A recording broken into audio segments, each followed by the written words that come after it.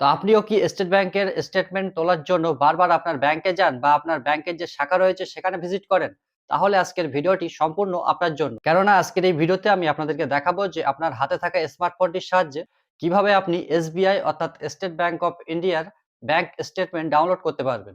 এবং সেটাও আপনি আপনার পছন্দ অনুযায়ী আপনি কোন ডেট থেকে কোন ডেট পর্যন্ত ডাউনলোড করতে চান সেটা করতে পারবেন, বা লাস্ট ১ মাস, ২ মাস, ৩ মাস আপনার পছন্দ অনুযায়ী আপনি ডাউনলোড করতে পারবেন। তো ভিডিওটি কিন্তু খুবই হেল্পফুল হতে চলেছে। তো অবশ্যই আপনারা ১ম থেকে শেষ পর্যন্ত দেখবেন এবং কেমন লাগলো অবশ্যই কমেন্টে সেটা জানিয়ে যাবেন।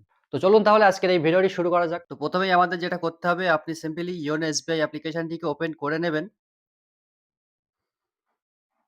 তো এখানে ১ম এই আপনাকে লগইন করতে হবে। তো লগইন করার জন্য এখানে দেখতে পাচ্ছেন যে লগইন ইউজিং এমপিন।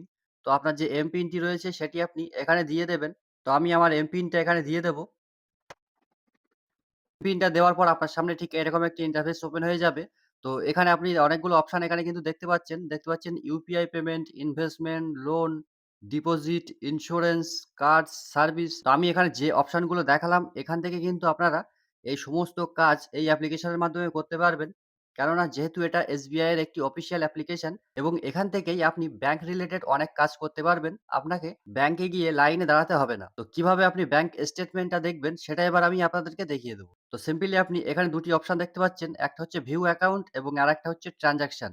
তো আপনি যেটা করবেন সিম্পলি এই ট্রান্সেকশন অপশনে ক্লিক করবেন। ট্রান্সেকশন অপশনে ক্লিক করার পর আপনার সামনে ঠিক এরকম একটি ইন্টারফেস ওপেন হয়ে যাবে। তো এখানে আপনি দেখতে পাচ্ছেন যে ট্রান্সেকশন ডিটেইলস। তো এবার যেটা করবেন আপনি একটু স্ক্রল করবেন।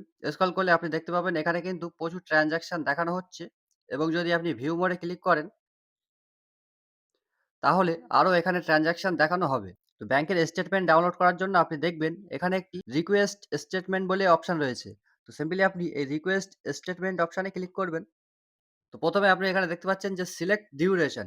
তো সিম্পলি আপনি এখানে ক্লিক করবেন এবং এখানে আপনি দেখতে পাবেন যে কারেন্ট মান্থ, লাস্ট 3 মান্থ এবং এখানে রয়েছে কারেন্ট ফাইন্যান্সিয়াল ইয়ার এবং লাস্ট ফাইন্যান্সিয়াল ইয়ার এবং তারপর রয়েছে কাস্টম ডেট রেঞ্জ। তো আমি যদি এখানে কাস্টম ডেট রেঞ্জটাকেও সিলেক্ট করি তাহলে এখানে দেখতে পাচ্ছেন যে কাস্টম ডেট রেঞ্জ সিলেক্ট হয়ে গেছে এবং এখান থেকে আপনাকে এন্টার করতে হবে ফ্রম টু।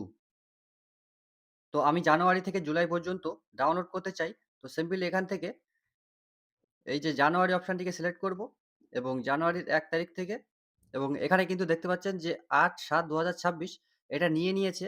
আপনি চাইলে এখান থেকেও এটা চেঞ্জ করতে পারেন আপনার প্রয়োজন অনুযায়ী।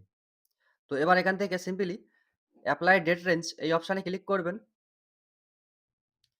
তাহলে এখানে দেখতে পাচ্ছেন যে কাস্টম ডেট রেঞ্জ, তারপর কোন তারিখ থেকে কোন তারিখে ডাউনলোড করতে চান সেটি সিলেক্ট হয়ে গেল। তো এরপর আপনি সিলেক্ট করবেন ফাইন্যান্সিয়াল ইয়ার। তো সিম্পলি এটাতে ক্লিক করবেন এবং এখানে আমি কিন্তু ২০২৬ থেকে ২০২৭ এর ডাউনলোড করব। তো এটি সিলেক্ট করলাম এবং এখানে দেখতে পাচ্ছেন যে আপনি কোন ফরম্যাটে নিতে চান। তো এখানে সিম্পলি ক্লিক করবেন এবং এখানে রয়েছে পিডিএফ, তারপর রয়েছে এক্সেল। তো আমি পিডিএফ ফরম্যাটেই নেব, তো পিডিএফটাই রাখবো এবং এখানে বলা হয়েছে ইনক্লুডিং অল অ্যাকাউন্ট সামারি। তো আমি এটা অন করে দেব। এরপর রয়েছে ইনক্লুডিং নমিনি ডিটেইলস। তো আপনি যদি নমিনি ডিটেইলসটাও চান সেক্ষেত্রে এটি অন করে দেবেন। তো এখানে কিন্তু নিচে বলা হয়েছে ভালো করে দেখে নিন। Maximum 5 downloads per account in a day, 2000 transaction per download. তো আপনি কিন্তু একদিনে ৫ টি ডাউনলোড করতে পারবেন এবং ম্যাক্সিমাম আপনি ২০০০ ট্রান্সেকশন একবার ডাউনলোডে করতে পারবেন। ওকে, তো সিম্পলি আপনি এখান থেকে ডাউনলোড করতে চান নাকি ইমেইলের মাধ্যমে নিতে চান সেটি সিলেক্ট করবেন। তো অনেক সময় ডাউনলোডে যদি ক্লিক করেন তাহলে নাও হতে পারে। তো আপনার যদি ইমেইল আইডিটা এড করা থাকে তাহলে সিম্পলি এখান থেকে ইমেইলে ক্লিক করবেন এবং দেখবেন যে আপনার যে ইমেইল আইডি সেটি শো করবে। তো এখান থেকে প্রসিড এ ক্লিক করবেন এবং দেখতে পাচ্ছেন এটি কিন্তু ডান হয়ে গেছে এবং বলা হচ্ছে your account statement has been successfully send your registered email ID, the file is protected password. তো এখানে দেখতে পাচ্ছেন যে your password will be first 5 character of your first name.